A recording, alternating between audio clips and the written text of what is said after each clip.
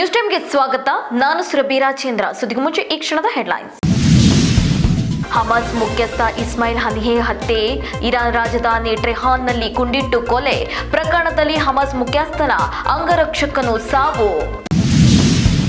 ಆನೇಕಲ್ ತಾಲೂಕಿನ ಮೈಸೂರಮ್ಮನದೊಡ್ಡಿ ಬಳಿ ಅಡಗಿದ ಆರೋಪಿ 2 ಸುತ್ತು ಗುಂಡು ಹಾರಿಸಿ ಶರಣಾಗುವಂತೆ ಇನ್ಸ್ಪೆಕ್ಟರ್ ಸೂಚನೆ. 1 ವಾರದಿಂದ ಪೊಲೀಸರಿಂದ ತಪ್ಪಿಸಿಕೊಂಡು ಓಡಾಡುತ್ತಿದ್ದ ಕಾರ್ತಿಕ್. ಕಣ್ಮರೆಯಾಗಿರುವ 100ಕ್ಕೂ ಹೆಚ್ಚು ಮಂದಿಗಾಗಿ ಶೋಧ ಕಾರ್ಯ. ಗಂಭೀರವಾಗಿ ಗಾಯಗೊಂಡವರನ್ನು ರಕ್ಷಿಸಿ ಆಸ್ಪತ್ರೆಗೆ ದಾಖಲು. ಕೇರಳ ಸರ್ಕಾರಕ್ಕೆ ತಮಿಳುನಾಡಿನಿಂದ 5 ಕೋಟಿ ಪ್ರವಾಹದ ನೆರವು. ರಾಮಾಚಾರಿ ಸೀರಿಯಲ್ ಮೂಲಕ ಖ್ಯಾತಿ ಪಡೆದ ಮೌನ ಗುಡ್ಡೆ ಮನೆ. ಕಿರುತೆರೆ ನಟಿ ಪ್ರಿಯಾಂಕಾ ಸುರೇಶ್ ಮದುವೆಯಲ್ಲಿ ಭಾಗಿಯಾದ ಚಾರು. ಸಾಮಾಜಿಕ ಜಾಲತಾಣದಲ್ಲಿ ವೈರಲ್ ಆಗ್ತಿದೆ ನಟಿ ಚಾರು ಫೋಟೋಸ್.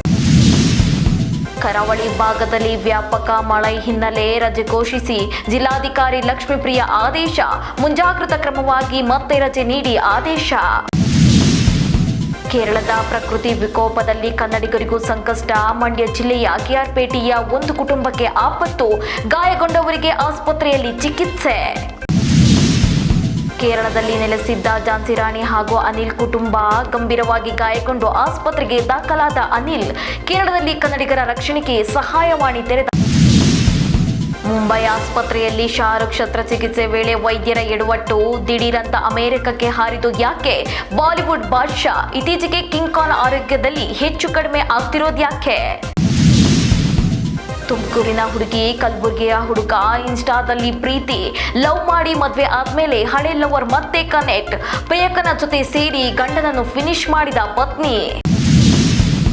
ಯುವತಿಗೆ ಮದುವೆಯಾಗಲು ದೊಡ್ಡ ಸಂಕಷ್ಟವಿದೆ ಎಂದು ನಂಬಿಸಿದ್ದ. ನಗ್ನ ವಿಡಿಯೋ ಫೋಟೋಗಳನ್ನು ಇಟ್ಟುಕೊಂಡು ಬೆದರಿಕೆ ಆರೋಪ.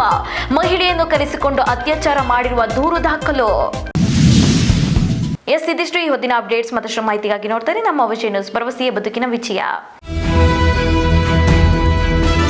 ನೀವು ನೋಡ್ತಾ ಇದ್ದೀರಾ ನಮ್ಮ ವಿಜಯ ನ್ಯೂಸ್, ಭರವಸೆ ಬದುಕಿನ ವಿಜಯ.